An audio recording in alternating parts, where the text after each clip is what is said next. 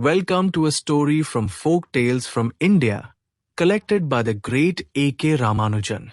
Today, we journey into a strange and hilarious world, the Kingdom of Fools. In a faraway land, there once existed a kingdom of fools. Yes, you heard that right. In this strange land, both the king and his minister were complete fools. But not just foolish, they were proud of it. They didn't want to run their kingdom like others. So, in a stroke of utter brilliance or madness, they decided to reverse time itself.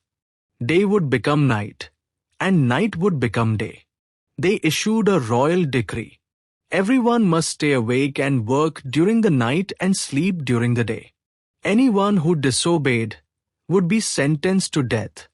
Terrified, the people obeyed. The kingdom turned upside down. Streets were empty in broad daylight. Cattle slept. Shops stayed shut. And as the sun set, the town came alive. One day, a wandering guru and his disciple arrived at the city. It was daytime, bright and beautiful, but the streets were eerily quiet. Not a soul in sight. Even the animals were fast asleep.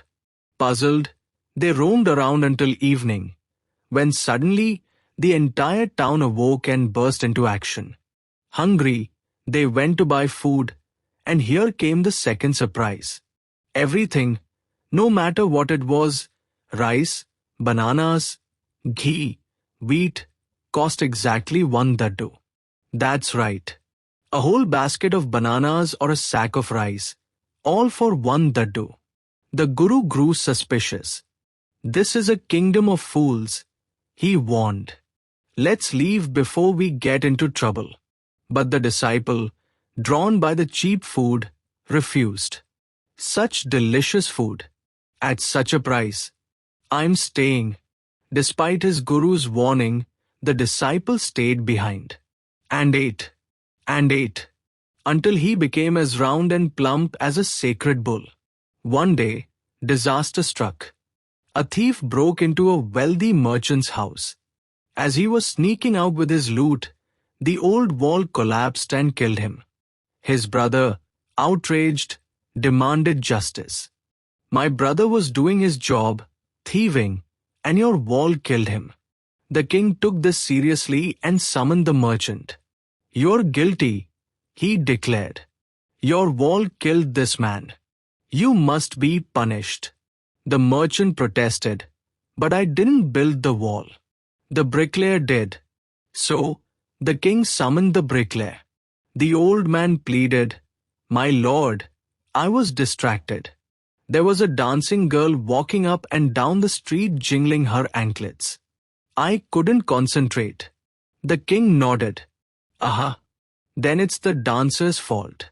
The dancer, now an old woman, was dragged in. It's not my fault, she cried. I was only walking up and down because the goldsmith kept delaying my jewelry. And so, the goldsmith was summoned next. My lord, he said, I had to delay her because I was working on the rich merchant's urgent order for a wedding. And who was this merchant? Yes, the same man whose wall had collapsed. Justice, it seemed, had come full circle. The king now declared, Since your father placed the order and you inherited his wealth, you must also inherit his sins. You shall be executed. But there was a problem. The merchant was too thin. The stake wouldn't work. So, they searched for someone fat enough to be executed. Their eyes fell on the well-fed disciple. Despite his protests, he was captured and sentenced to death. Desperate, he called out to his guru in his heart. Far away, the guru had a vision. He saw the trouble his disciple was in. Using his mystical powers, he appeared instantly in the city. He whispered something into his disciple's ear, and then turned to the king. O great and wise king, he said, tell me, who is greater, the guru or the disciple? The guru, "Of course," replied the king. "Then execute me first," said the guru. "No, no, me first," shouted the disciple. A strange argument broke out, both demanding to be executed first. The king, utterly confused, asked, "Why are you both so eager to die?" The guru leaned in and whispered, "This stake is no ordinary stake. It's the stake of the God of justice. Whoever dies first on it will be reborn as the king of this land. The next will become the minister." The king's eyes widened.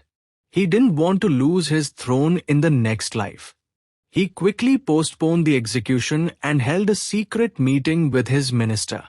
"Let's go to the stake ourselves," he said. "Let's rule again in our next life."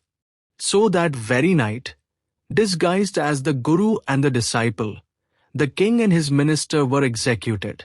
The next morning, when the bodies were revealed, the kingdom was in chaos. Their king and minister were dead. The people begged the guru and his disciple to take charge.